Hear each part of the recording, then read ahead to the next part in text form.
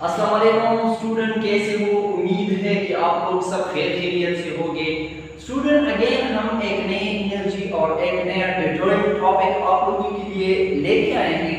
Student, हमने जिस topic को शुरू किए वो हमारे पास सबफाइलम वर्टिब्रेटा है, लेकिन मैंने आप लोगों को ये बता दिया था कि सबफाइलम वर्टिब्रेटा हमारे पास ये फाइलम है, सबफाइलम है, ये हमारे पास 5 क्लासेस में डिवाइड हुआ है। पहले नंबर पर जो क्लास था वो क्लास पाइसिस था और दूसरी नंबर पर जो क्लास था वो क्लास हमारे पास इम्पीरियन था। और आज जो हम पढ़ते हैं तीसरी नंबर पर जो क्लास है वो क्लास रिप्टिलिया है। रिप्टिलिया के बारे में आज हम डिटेल के साथ पढ़ते हैं कि हमारे पास रिप्टिलिया में कौन कौन से एनिमल आते हैं, कौन कौन से वर्टिब्रेट्स आते हैं, ये कहाँ पर रहते हैं और इसका बॉडी कैसे होता है। तो इसका डिटेल आज हम इस टॉपिक में करने जा रहे हैं स्टूडेंट। तो क्लास को आगे कंटिन्यू करते हैं।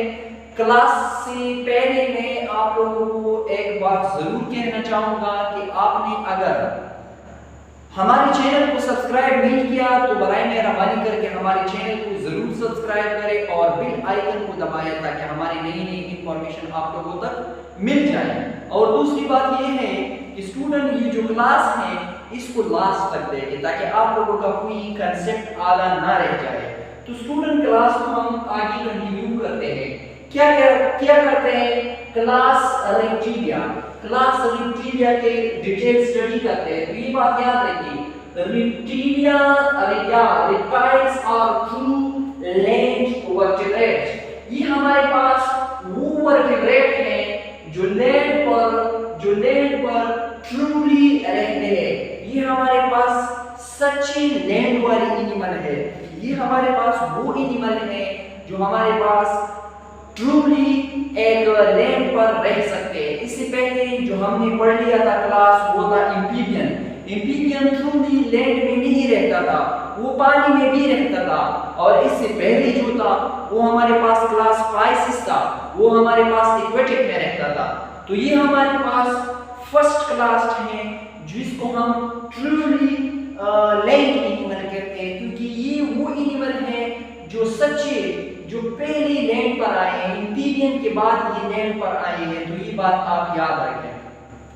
इसका ओरिजिनेशन कैसे हुआ है स्टूडेंट? ये जो 5 क्लासेस हैं, एक क्लास का ओरिजिनेशन दूसरी से हुआ है और दूसरी का ओरिजिनेशन तीसरी से। ऐसा आगे कॉम्प्लेक्सिटी की तरफ बात जाती है, क्योंकि हमारे पास सबसे पहले जो सबफाइलम था वो हमारे पास पाइसिस थे, क्योंकि लिविंग हमारे पास लाइफ जो था ना वो समंदर में था। इसके बाद वो थोड़ा मॉडिफिकेशन हुआ, फिर इम्पीरियन आ गए और इम्पीरियन से अभी आज रेप्टिलियन आ गए और रेप्टिलियन से इंशाल्लाह हम कल करेंगे एविज जिसको हम बर्ड्स कहते हैं। और बर्ड से फिर मैमल डेवलप हुए इवोल्यूशन के मुताबिक, इवोल्यूशन की बात हम करते हैं। तो ये बात याद रखें, हमारे पास ट्रूली लैंड एनिमल कौन सी हैं? वो हमारे पास क्लास रेप्टिलियन है। तो स्टूडेंट, यहाँ पर एक क्वेश्चन एराइज होता है कि हमारे पास इम्पीरियन जो थे वो भी लैंड पर रखते थे, लेकिन वो बोथ थे। इम्पा हमारे पास एक लैटिन वर्ड है जिसका मतलब बोथ, वो एक्वेटिक प्लस टेरेस्ट्रियल दोनों एनवायरनमेंट में रहते थे, तो वो ट्रूली नहीं थे। लेकिन यहाँ पर हमारे पास ये ट्रू लैंड वर्टिब्रेट है। ये वो वर्टिब्रेट है जो हमारे पास ट्रूली लैंड पर रहते हैं, पानी में नहीं रहते हैं। कुछ एक्सेप्शन केसेस इसमें भी मौजूद है जो वो पानी में रहते हैं, लेकिन ज्यादातर ये लैंड वर्टिब्रेट है हमारे पास। तो ये बात याद रखें। इसका जो हमारे पास बॉडी का जो साइमेट्री है, इसका बॉडी कैसे डिवाइड हुआ है? तो हमारे पास दो साइमेट्री की दो फॉर्म्स हैं। एक को हम बायलैटरल साइमेट्रिकल एनिमल कहते हैं और दूसरी को हम रेडियली साइमेट्रिकल एनिमल कहते हैं। बायलैटरली साइमेट्रिकल एनिमल वो होते हैं जिसका बॉडी हमारे पास 2 इक्वल हाफ में डिवाइड होता है, और रेडियली साइमेट्री वो होता है जो हमारे पास वो मोर देन 2 प्लेन से डिवाइड होता है। तो यहाँ पर हमारे पास जो क्लास रेप्टिलियन है इसमें हमारे पास कौन सा साइमेट्री होता है? Body symmetry. The body of reptile is bilaterally symmetrical. ये बायलैटरली सिमेट्रिकल है। इसका बॉडी हमारे पास, इसका मतलब ये है कि इसका बॉडी हमारे पास दो इक्वल हाफ में काट सकते हैं, लेफ्ट और राइट में। तो ये बात याद रखिए। बॉडी सेगमेंटेशन, क्या इसकी बॉडी में सेगमेंटेशन मौजूद है, सेगमेंट मौजूद है, इसकी बॉडी में टुकड़े मौजूद हैं? हाँ, इसकी बॉडी में, इसका बॉडी भी सेगमेंटेड है। तो ये बात याद रखिए। The body of reptile is divided into 4 region, 4 region तक डिवाइड हुआ है। एक हेड है, हेड, नेक है, ट्रंक है एंड टेल है। ये बात याद रखिए। यहाँ पर हमने एक रेप्टाइल को ड्रा करने की कोशिश की है। ये इसका हमारे पास हेड है, यहाँ से लेकर यहाँ तक, और फिर ये यहाँ से लेकर यहाँ तक, ये इसका हमारे पास नेक है, और फिर ये जो है ना, ये रीजन, ये इसका हमारे पास क्या है, ट्रंक है, और इसके अलावा ये जो है ना, ये इसका टेल है। तो इसका बॉडी हमारे पास 4 रीजन में डिवाइड हुआ है। एक हम हेड कहते हैं, दूसरी को हम नेक कहते हैं, और तीसरी को हम ट्रंक कहते हैं, और चौथी को हम टेल कहते हैं। तो इसका बॉडी 4 रीजन में डिवाइड हुआ है। ये बात याद रखिए। और इसका ब्लड कैसा है, ये कूल ब्लडेड है या वार्म ब्लडेड है? तो ये बात याद रखिए। रेप्टाइल्स और पाइकिलोथम्स, ये पाइकिलोथम्स है, ये कूल ब्लडेड एनिमल है, क्योंकि इसमें हमारे पास इसके मेटाबॉलिक हीट बहुत कम पैदा होता है इसमें। तो ये ज्यादातर जो हमारे पास टेम्परेचर है वो बाहर माहौल से ड्रा करता है। तो इसलिए हमारे पास जो रेप्टाइल है, आगे हम पढ़ते हैं, ये ज्यादातर वार्म एरिया में पाए जाते हैं। जहां पर गर्मी होता है वहां के रीजन में रेप्टाइल ज्यादा पाए जाते हैं। क्यों? क्योंकि हमारे पास कोल्ड ब्लडेड एनिमल है, इसको टेम्परेचर की जरूरत होती है कि वो बाहर से टेम्परेचर ड्रा करे। ये इंडोथम नहीं है, ये एक्टोथम्स हैं, क्योंकि ये पाइकिलोथम्स है, ये कोल्ड ब्लडेड एनिमल है। तो ये बात आप याद रखें स्टूडेंट्स। लिग्स, इसकी लिग्स कैसे होते हैं, पांव इसकी कैसे होते हैं स्टूडेंट? तो ये बात याद रखें। रेप्टाइल और पेंटाडिक्टाइल, ये बात इंपॉर्टेंट है। रेप्टाइल्स की जो लिग्स होते हैं वो पेंटाडिक्टाइल होते हैं। पेंटा मीन 5, डिक्टाइल मीन फिंगर, कि इसकी लिग्स में हमारे पास 5 फिंगर होते हैं। यहाँ पर देखिए 1 फिंगर, 2 फिंगर, 3 4 5, 1 2 3 4 5, 1 2 3 4 5, 1 2 3 4 5। इसकी जो लिग्स है वो पेंटाडिक्टाइल है। इसकी लिग्स में हमारे पास 5 फिंगर्स हैं। ये बात याद रखें। And tetrapod, and tetrapod, tetra mean 4, tetra mean 4, force mean leagues. इसकी बॉडी में हमारे पास, इसकी लिग्स में हमारे पास 5 उंगली मौजूद होते हैं, लेकिन ये टेट्रापोड है, 4 पांव के जरिए ये जाते हैं। 2 ये है और 2 ये है। ये इसकी लिग्स में 5 फिंगर है, इसको हम पेंटाडिक्टाइल कहते हैं, और टेट्रापोड है, 4 पांव की मदद से ये लोकोमोशन करते हैं। तो ये बात याद रखें। दे आर टेरेस्ट्रियल, ये हमारे पास टेरेस्ट्रियल एनवायरनमेंट में रहते हैं। But some species adopted aquatic life, लेकिन कुछ स्पीशीज इसमें ऐसे हैं कि वो एक्वेटिक में भी रह सकते हैं। फॉर एग्जांपल हमारे पास एक्वेटिक जो स्नेक है, एक्वेटिक जो स्नेक है, ये हमारे पास क्लास रेप्टिलियन से ताल्लुक रखते हैं, लेकिन ये एक्वेटिक में रह सकते हैं, एक्वेटिक स्नेक जो है। और हमारे पास टॉर्टोइल जो है ना, ये भी हमारे पास क्लास रेप्टाइल से ताल्लुक रखते हैं, लेकिन ये भी हमारे पास एक्वेटिक में रह सकते हैं। ये इसका कुछ इंपॉर्टेंट कैरेक्टरिस्टिक है जो हमने कर लिए। स्टूडेंट अब यहाँ पर नोट में आते हैं, they are lowest amniotic amniotes, ये हमारे पास लोएस्ट एमनियोट्स हैं।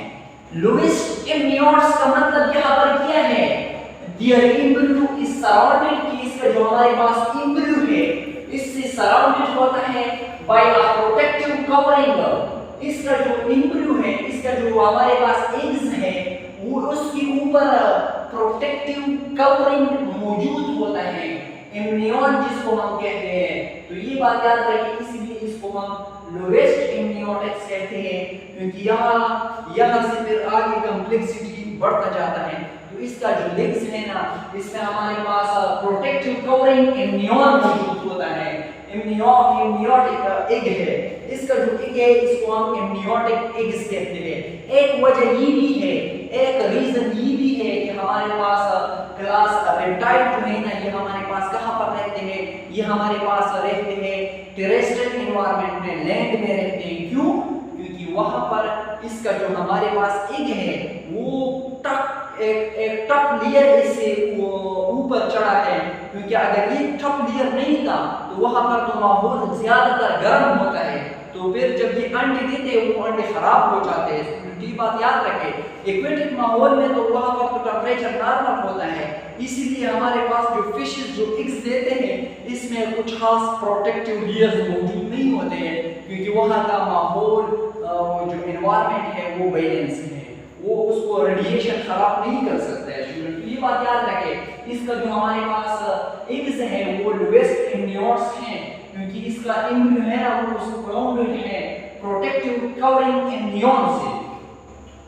अच्छा, इस एम्नियन के अंदर, इस एग के अंदर फिर मुख्तलिफ किस्म के लेयर्स मौजूद होते हैं, इसलिए इसको हम एम्नियोटिक एग्स कहते हैं, क्योंकि अदर प्रोटेक्टिव मेम्ब्रेन इसमें भी मौजूद है, कॉल्ड एक्स्ट्रा एम्ब्रियोनिक मेम्ब्रेन, इसको हम एक्स्ट्रा एम्ब्रियोनिक मेम्ब्रेन्स कहते हैं। स्टूडेंट ये हमारे पास एम्नियोटिक एग्स है, इसका जो एग्स है इसको हम एम्नियोटिक एग्स कहते हैं, क्योंकि इसकी ऊपर एक्स्ट्रा एम्ब्रियोनिक एक मेम्ब्रेन्स मौजूद होते हैं। इसमें हमारे पास किया आता है, यॉक सैक आता है, कोरियन आता है एंड एलोडॉइस आता है, और आल्सो फाउंड इसमें ये मौजूद होता है। इसलिए ये जो कोरियन है या यॉक सैक है या एलोडॉइस है, ये एग्स जो है ना, एग्स की हिफाजत भी करता है और इसको न्यूरिशमेंट भी देता है, और जो हमारे पास एक्स्ट्रा एम्ब्रियोनिक मेम्ब्रेन है वो भी एम्ब्रियो को प्रोटेक्शन देता है ताकि वो ज्यादा टेम्परेचर की वजह से खराब ना हो जाए, रेडिएशन की वजह से ये मर ना जाए, तो इसकी प्रोटेक्शन के लिए यहाँ पर एक कवर मौजूद होता है जिसको हम एक्स्ट्रा एम्ब्रियोनिक मेम्ब्रेन कहते हैं। स्टूडेंट तो ये बात याद रखें। इसकी सेक्सेस कैसा होता है, सेक्सेस क्या मेल फीमेल जुदा जुदा होता है या एक ही बॉडी में मेल एंड फीमेल पार्ट्स मौजूद होते हैं। स्टूडेंट इसकी मेल और फीमेल जो है ना, ये सेक्सेस जो है ना ये सेपरेट होता है, मेल अलग होता है और फीमेल अलग होता है, तो सेक्सेस आर जनरली सेपरेटेड। इसमें जो सेक्सेस है वो सेपरेटेड है। इसमें फर्टिलाइजेशन कैसे होता है, इनसाइड द बॉडी होता है या आउटसाइड द बॉडी होता है, तो ये बात याद रखें।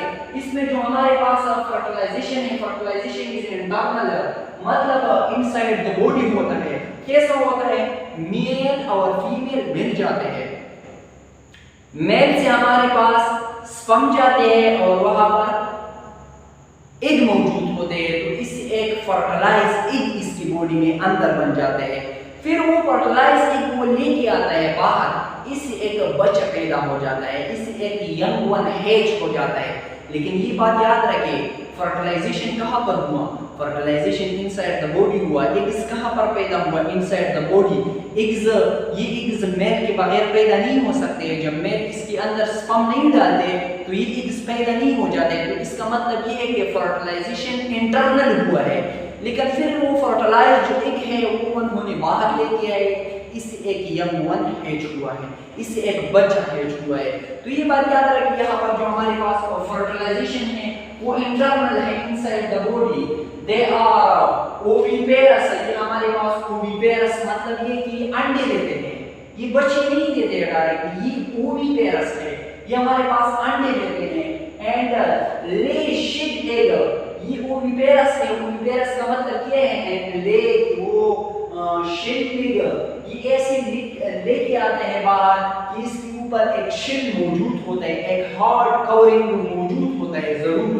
तो ये बात याद रखिए, हमारे पास ओविपेरस है with considerable amount of York, कि इसमें हमारे पास कुछ हद तक यॉक मौजूद होता है। यॉक क्या काम करता है, which provide all the nutrition देता है required by the developing embryo क्योंकि इस एग के अंदर हमारे पास अभी एम्ब्रियो है, तो वो एम्ब्रियो खुराक कहां से हासिल करे, तो वो खुराक इस यॉक से हासिल करता है, क्योंकि इस एग के अंदर यॉक मौजूद होते हैं।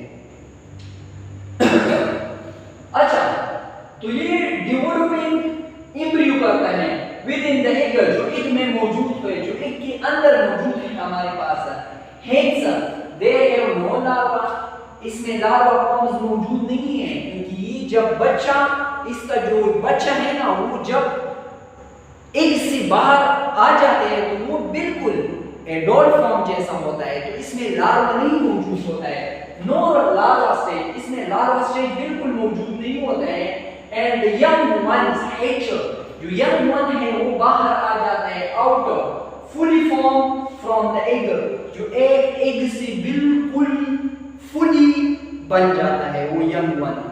तो फर्टिलाइजेशन कैसे हुआ, इंटरनल हुआ इनसाइड द बॉडी, तो वहां पर एग बन गया, फिर फर्टिलाइज एग जो है ना वो बाहर आ गया, इससे हमारे पास एक यंग वन हैच हुआ। तो ये हमारे पास एक रेप्टाइल की डायग्राम मैंने ड्रा करने की कोशिश किया है। रेप्टाइल की जो हमारे पास क्लास है वो बहुत ज्यादा लेंथी है, तो आगे क्लास को कंटिन्यू करते हैं, तो हमारे साथ रहिए।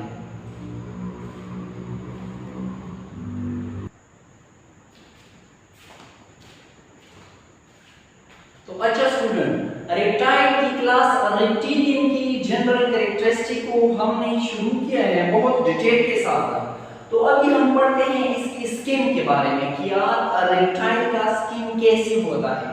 तो यहाँ पर अगर आप देखें, रेप्टाइल का जो हमारे पास स्किन है वो थिक है, बहुत ज्यादा थिक होता है, ऐसा हमारे स्किन जैसा थिन नहीं होता है, ये थिक स्किन होता है। और दूसरी बात याद रखें, इस पर स्केल होते हैं, ये बात याद रखिए, ये स्केल्स हैं, देखिए ये स्केल्स हैं।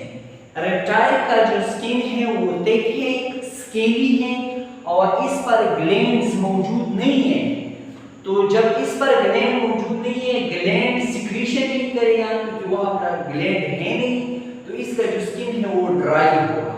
तो यहाँ पर ज्यादातर अगर आप रेप्टाइल देखते हैं, ऐसे जानवर जो हमारे पास सहराओं में ज्यादातर होते हैं, इसका स्किन थिक होता है, स्केली होता है, और दूसरी बात वो ड्राई होता है। क्यों ड्राई होता है?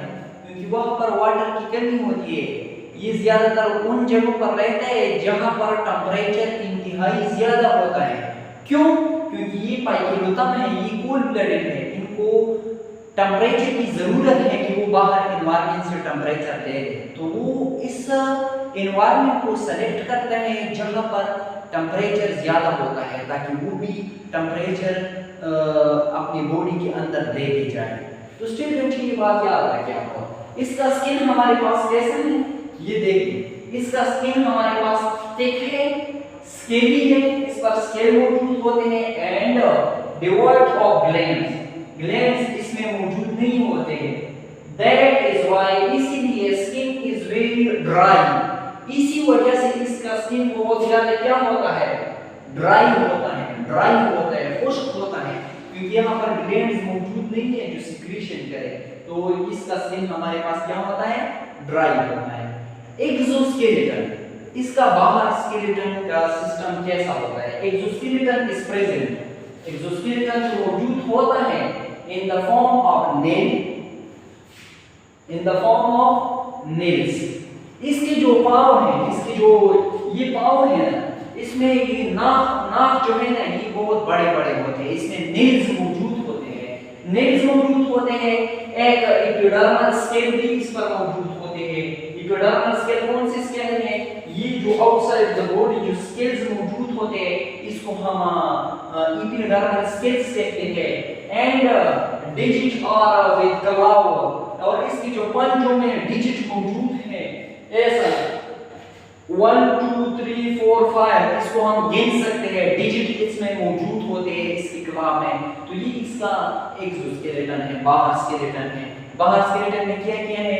बाहर स्केलेटन में हमारे पास इसमें नेल्स मौजूद होते हैं, एपिडर्मल स्केल है, और इसमें डिजिट विद क्लाव्स मौजूद होते हैं। ये बात याद रखिए, इसकी जो क्लाव्स है, ये बात याद है, ये ज्यादातर सहराओं में मौजूद होते हैं। तो इसके जो क्लॉस है, पाँव की नीचे वाले हिस्से हैं, वो जो है ना वो सख्त होते हैं, वो सख्त होते हैं ताकि वो इसके जरिए जाते हैं ताकि ये अगर जमीन में मिट्टी में कोई ऐसा चीज मौजूद हो कि इसकी पाँव जख्मी ना करे, तो इसका जो क्लाव है वो हमारे पास केराटिन प्रोटीन से बना होता है, वो नॉन डाइजेस्टेबल होते हैं। तो ये बात याद रखें, इसका क्लाव मौजूद होते हैं। टीथ, इसमें टीथ मौजूद होते हैं, हाँ इसमें टीथ मौजूद होते हैं। और टीथ कहाँ पर मौजूद होते हैं? जां में मौजूद होते हैं, जबड़ों में। टीथ आर प्रेजेंट ऑन जां पर प्रेजेंट होते हैं, एक्सेप्ट, लेकिन यहाँ पर एक एक्सेप्शन मौजूद है जिसमें जां में टीथ मौजूद नहीं है। वो कौन कौन से है? टर्टल है, टर्टोइस है। ये टर्टल और टर्टोइस ये दो ऐसे रेप्टाइल हैं कि जिसमें टीथ जां में मौजूद नहीं है, बाकी में जां में टीथ मौजूद होते हैं। अच्छा, कार्निवोरस ये क्या कहते हैं? जितने भी रेप्टाइल हैं हमारे पास वो कार्निवोरस है, वो गोश्त खाते हैं। स्टूडेंट ये बात आप बिल्कुल जहन में बिठा दें, ये हार्निवोरस नहीं है, ये घास नहीं खाते हैं बल्कि ये गोश्त खाते हैं। तो ये बात याद रखिए, ऑल रेप्टाइल आर कार्निवोरस, ये सारे रेप्टिलियन जो है ना क्लास ये कार्निवोरस होते हैं। तो ये बात याद रखें। हार्ट, इसका दिल कैसे होता है? तो ये बात याद रखें, इसके दिल में 4 चेंबर्स तो मौजूद होते हैं। हार्ट इज 4 चेंबर मौजूद होते हैं। हमारे हार्ट में भी 4 चेंबर मौजूद होते हैं, लेकिन यहाँ पर डिफरेंसेस क्या है? विद 2 ऑरिकल्स मौजूद होते हैं, हम में भी 2 ऑरिकल्स मौजूद होते हैं, और कंप्लीटली और पार्शियली डिवाइड वेंट्रिकल्स। यहाँ पर कुछ में कंप्लीट वेंट्रिकल्स एक दूसरे से जुदा होते हैं जैसे कि हमारे हार्ट में है, और कुछ में पार्शियली होता है। इसलिए एक इसमें ये कैरेक्टरिस्टिक है जो हमको इससे जुदा कर देता है। तो ये बात याद रखिए, इसमें जो हमारे पास ऑरिकल्स है वो तो 2 है, लेकिन जो वेंट्रिकल्स हैं कुछ में कंप्लीटली या कुछ में पार्शियली डिवाइड होता है। और डिफरेंस क्या है हम हमारे दिल में और इनकी दिलों में? तो ये बात याद रखिए, two pair of systemic arch, इसकी हार्ट में हमारे पास 2 एडिशनल ट्यूब मौजूद होते हैं जिसको हम सिस्टेमिक आर्ट कहते हैं, ये हमारे हार्ट में मौजूद नहीं होते हैं। ब्लड कलर, इसका ब्लड का कलर कैसे होता है? ये बात याद रखिए, रेप्टाइल का जो कलर का ब्लड का कलर है वो रेड होता है। क्यों? क्योंकि इसमें हीमोग्लोबिन मौजूद होता है, रेस्पिरेटरी पिगमेंट है। जब हीमोग्लोबिन आयरन मॉलिक्यूल है, जब आयरन ऑक्सीजन के साथ रिएक्शन करता है तो वो रेड कलर देते हैं। तो ये बात याद रखिए, ब्लड कलर इज रेड, इसका जो ब्लड का कलर होता है वो क्या होता है? यहाँ पर देखिए वो रेड होता है due to the presence of haemoglobin, क्योंकि इसकी ब्लड में क्या मौजूद होता है? इसकी ब्लड में हमारे पास हीमोग्लोबिन मौजूद होता है, और हीमोग्लोबिन हमारे पास आयरन मॉलिक्यूल है। आयरन जब ऑक्सीजन के साथ रिएक्शन करता है, क्योंकि ब्रीथिंग के जरिए इंस्पायरेशन करता है ऑक्सीजन को, तो वो रेड कलर देता है। ये बात याद रखिए। रिस्पायरेशन किस जरिए से करता है? तो ये बात याद रखिए, ये लैंड पर होते हैं, इसमें गिल्स मौजूद नहीं है, क्योंकि गिल्स की जरूरत तो एक्वेटिक लाइफ में होता है, ये तो ट्रूली लैंड एनिमल है।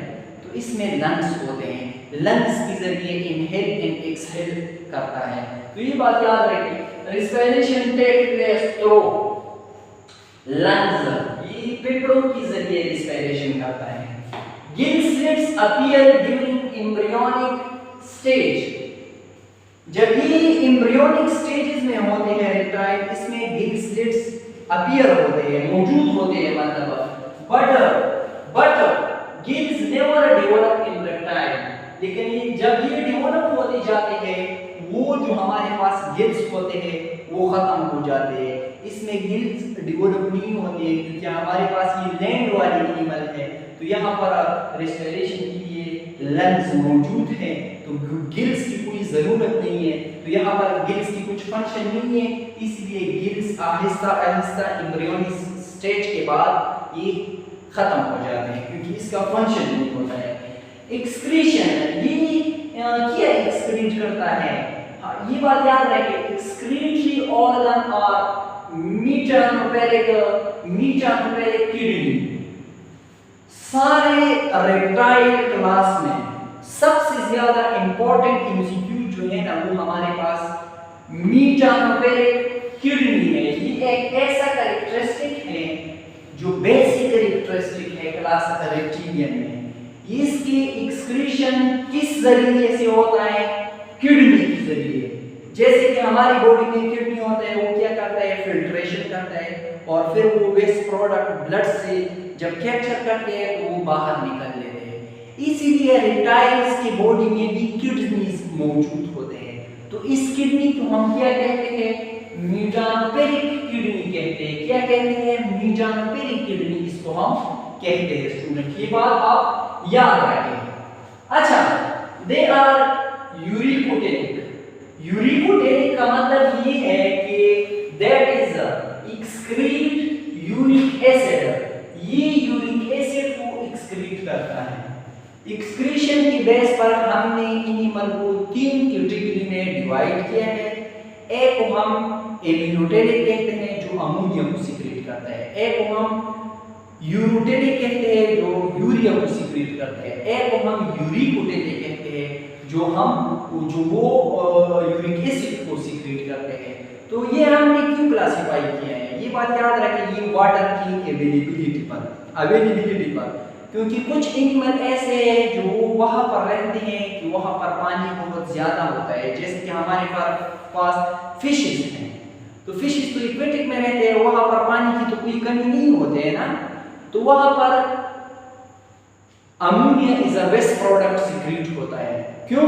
क्योंकि 1 ग्राम अमोनिया के लिए 500 लीटर वाटर की जरूरत होती है। तो वहां पर तो वाटर कम नहीं है, तो वो अमोनिया डायरेक्ट सीक्रेट करता है। इसको हम एमिनोटेनिक कहते हैं।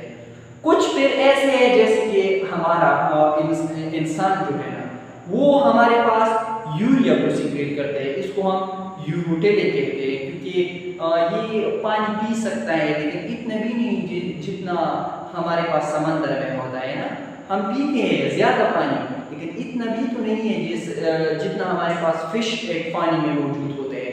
तो हमने वाटर की उतना अवेलेबिलिटी नहीं है जो हमारा बॉडी डायरेक्टली अमोनिया सीक्रेट करे, क्योंकि वो बहुत ज्यादा टॉक्सिक है। जब ये टॉक्सिसिटी आप खत्म करना चाहते हो तो इसके लिए वाटर की जरूरत होती है। तो हमारा बॉडी जो है ना, ये अमोनिया को यूरिया में बदल देता है, फिर यूरिया को सीक्रेट करता है। तो इसलिए इसको हम कहते हैं, हम जो है ना, हम यूरोटेनिक हैं। लेकिन कुछ एनिमल ऐसे हैं कि वहां पर बिल्कुल वाटर मौजूद नहीं होता है, तो फिर वो इसकी बॉडी के अंदर अमोनिया कन्वर्ट होता है यूरिया में और फिर यूरिया कन्वर्ट होता है यूरिक एसिड में। तो इसके लिए कम वाटर की जरूरत होती है जो बॉडी से सीक्रेट हो। तो यहाँ पर जो हमारे पास रेप्टाइल है ना, वो यूरिकोटेनिक है, क्योंकि ये यूरिक एसिड को सीक्रेट करता है। ये लेस टॉक्सिक है as compare to urea and ammonia. तो क्यों ये यूरिक एसिड को सीक्रेट करता है? क्योंकि ये उन जगहों पर रहते हैं जहां पर पानी की कमी होता है। ये गर्म इलाकों में ज्यादातर पाए जाते हैं, तो गर्म इलाकों में पानी कम होता है। तो ये बात याद रखिए कि हमारे पास क्या है, ये यूरिकोटेनिक है, यूरोटेनिक नहीं है, ये यूरिकोटेनिक है। यूरिकोटेनिक मीन कि ये एक्सक्रीट करता है यूरिक एसिड को। तो ये बात याद रखिए। नोट में ये बात याद रखें, most of the reptile live in temperature and tropical area of the world. ज्यादातर जो रेप्टिलियन है ये हमारे पास टेम्परेचर में रहते हैं, ट्रॉपिकल एरियाज में रहते हैं जहां पर टेम्परेचर ज्यादा होता है। क्यों? क्योंकि ये जो है ना, ये कोल्ड ब्लडेड एनिमल है। इनको चाहिए कि बाहर माहौल से हीट एब्जॉर्ब करें। ये एक्टोथर्म है, बाहर से हीट एब्जॉर्ब करते हैं, तो इसलिए इसको गर्म टेम्परेचर की जरूरत होते हैं। और गर्म टेम्परेचर की वजह से वहां पर वाटर नहीं होता है, तो इसलिए ये यूरिक एसिड को डायरेक्टली सीक्रेट करता है। अमोनिया और यूरिया को डायरेक्ट सीक्रेट नहीं कर सकता है। क्लास को आगे कंटिन्यू करते हैं स्टूडेंट।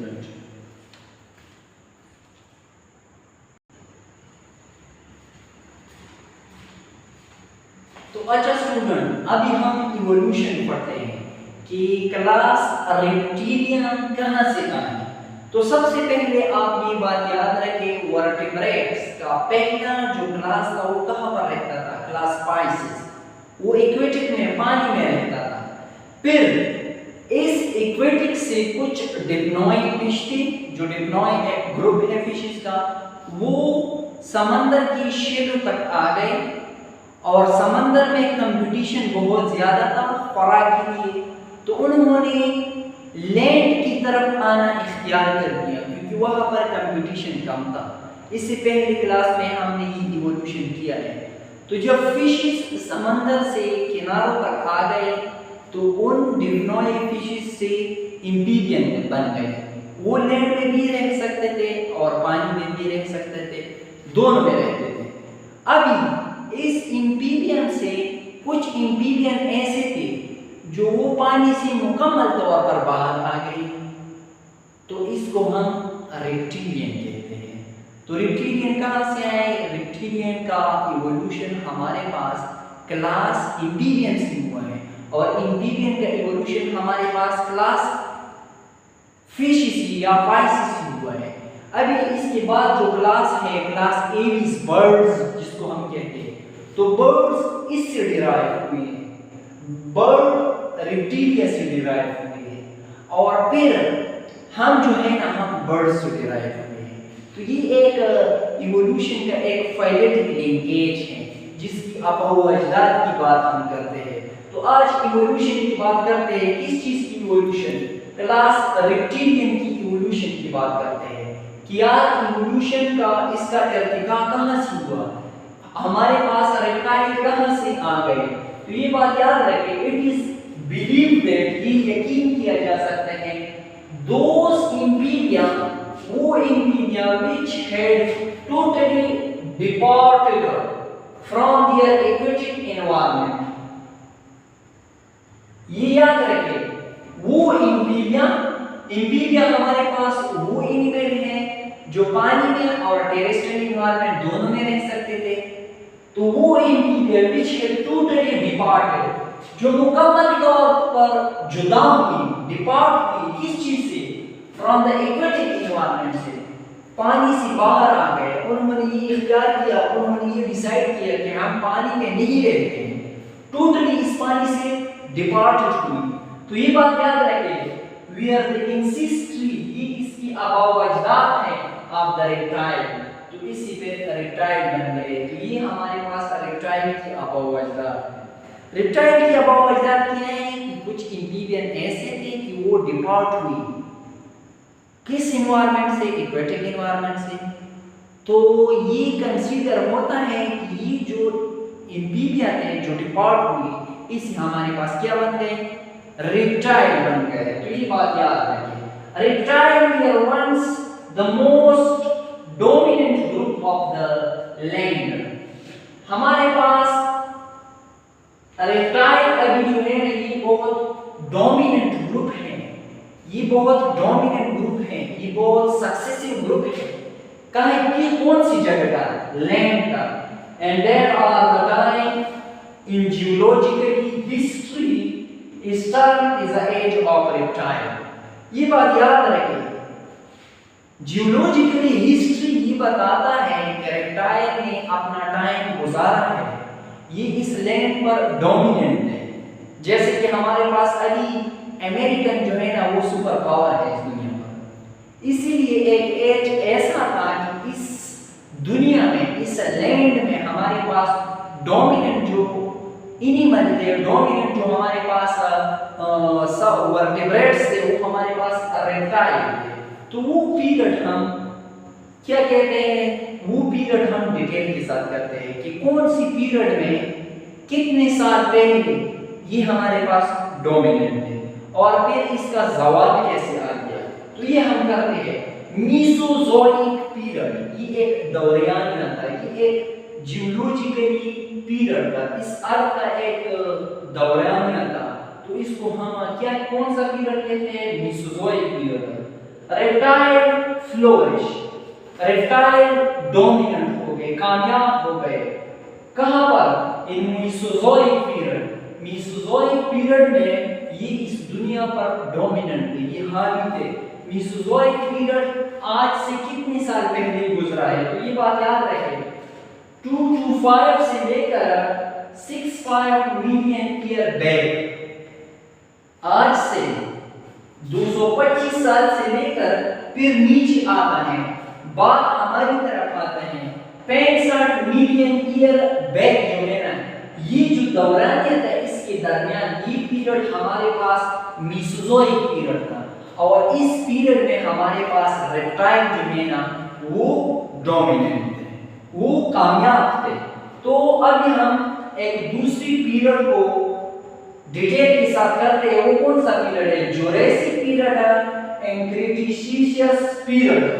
ये दो पीरियड है हमारे पास, Jurassic period and Cretaceous period, ये दो पीरियड हैं।